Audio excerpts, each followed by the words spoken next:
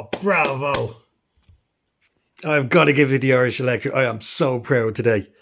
The mainstream media is running around desperately trying to avoid this, but this is the most seismic upset in an election we've ever had. We've got the lowest turnout ever for a presidential election, combined with the most historic level of spoiled votes ever in the history of the state. It's a double whammy to the state of a snub from the Irish people, how it repudiates this whole process.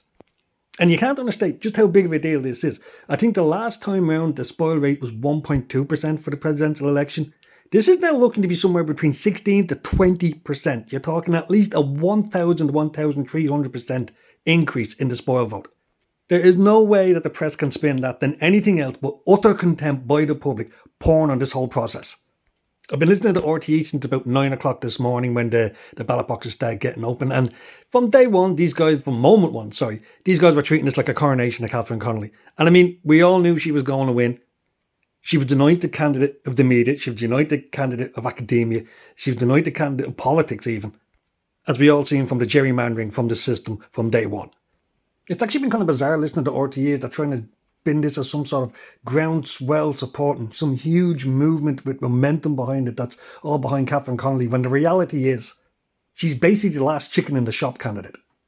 Thanks to the machinations of Simon Harris and Micheál Martin, we didn't get an option to vote for who we wanted for because they excluded everyone else. So what eventually we ended up in the end of the day was a Fianna Fáil candidate that imploded in pretty much the first week. We got a Fine Gael candidate that pulled out from poor health, from what I can see, who got substituted by someone who barely form a coherent sentence in a debate.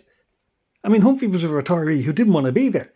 So, of course, we were going to be stuck with Catherine Connolly. She was the anointed candidate by the mainstream media, which is why she was let off the hook by them in relation to her activities as a barrister when she was turfing Irish people out of houses at the behest of the UK banks. That whole affair was a question of character. It was about somebody who would stand up and say one thing in Dáil Éireann and hypocritically trouser loads of money doing the opposite in real life. But the media spun that into some sort of question about the role of barristers, which wasn't the issue at all. In fact, it's been fun to watch them talk about this being down and dirty smear tactics. I remember the last election we had involving Senator Norris, where you basically called him a paedophile. And that's how you got him to drop out of a race. The history of presidential elections is not some sort of university debating society. It's down and dirtiest. For some bloody reason, it is the dirtiest campaign of all of them. So the notion that even a little bit of pushback that Catherine got at all, somehow being the nadir of skullduggery, is just ridiculous. But what's wonderful now is the growing realisation by the mainstream media that the big story now is the number of people that have spoiled their votes. It is the number of people who didn't bother to come out. It is the legitimate claim that they have that, despite the fact that she's legally elected, morally she has all the character of, and all the authority of, Xi Jinping from China or Kim Jong-un from North Korea. They have lovely curated democratic elections too. And it's been fun listening to the hysterical pushback from the clapping seals in the media when somebody manages to get through the bubble and introduce notions like this. I think David Quinn from the Iona Institute is one of these Catholic lads that they drag out from time to at least try and make it sound like they're trying to be impartial. And he made the issue that her ability to speak authoritatively on the part of the nation is vastly diminished considering the state of this election. Jesus, they nearly had a conniption on the Brendan O'Connor show in relation to that one. And when Declan Ganley came on the 1 o'clock news to talk about, well, I think it was 1 o'clock with Colin Mongon, and pointed out that this whole thing has basically been gerrymandered from day one, God, there was nearly a fight in the studio. As I said, watching the course of this over the thing from this morning has been just fantastic, because straight away they were coronating Catherine Connolly. They were talking about such a huge support for her. But from 9 o'clock, there was the first of dissent going in when they had to concede that a good 10% in the first tallies was for spoiled votes. And that has grown exponentially, not just in Dublin, but across the entire country now. I think if you look at Dublin North West, I think there's actually more people who spoiled votes there than actually voted for either Catherine Connolly or Heather Humphreys. I think it's 5,000 votes in it, but it's the only place in the country so far. But I mean, it is looking like they're going to have a result that the winner, inverted commas, is nobody above. Now that's seismic. We've never seen that in the history of the state before. And I think this is going to put the wind up to people in positions of power.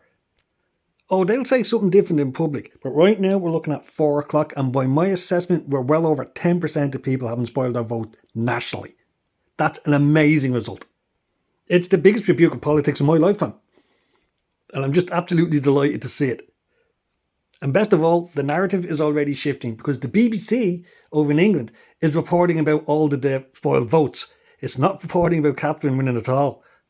So expect a full-on attack on that from the usual suspects over the next couple of days. We're going to get plenty of articles called, "What did this really mean?" And "What were the lecturer trying to say?" Despite the fact that many people quite clearly spelled out what they felt on those ballot papers. Seriously, I'd like to give a heads up to Derek Domino. Just go look at his latest video because he's got a nice little compilation of some people's ballots that they took pictures of after they've spoiled them before they put them in the booth. It's entertaining to say the least. But just to reiterate, this is an astounding result. They never seen this coming. Even though the dogs in the street saw this. You're going to hear some absolute nonsense off RT as they act like North Korean news for Catherine Connolly. But the story here is the rebuke of the political class by the Irish public about how they've been treated over this entire election. We may even get a referendum out of this in order to change the constitution in order to allow people to get on the ballot much more easier. And I can tell you that's the last thing the political class want to do, but it's the crisis they find themselves in.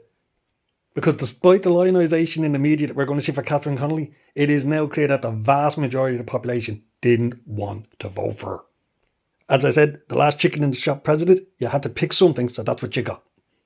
And you can bet there's a lot of people sweating in the political parties right now. Because even some of the reporters in RTE had to admit that if this were translated into a general election, there's enough of those spoiled votes to actually get people elected to the Dáil. And that's something that will really scare the government.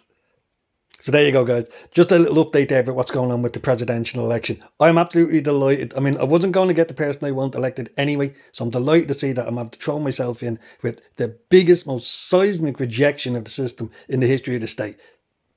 You are just going to see the most entertaining nonsense come out of the Irish Times, the Indo and everyone else over the next week. And you can just hear the grinding of the teeth of journals as they realise they're going to have to pivot into talking about something they don't want to in relation to the enormous amount of people out there who aren't represented by our political system as it is right now. So there you go, guys. We'll keep an eye out to find out what the results are going to be. I said it's still going to be 36%. Right now, I think the turnout is 45%, but that's based on only 9 or 10 constituencies coming in out of 32.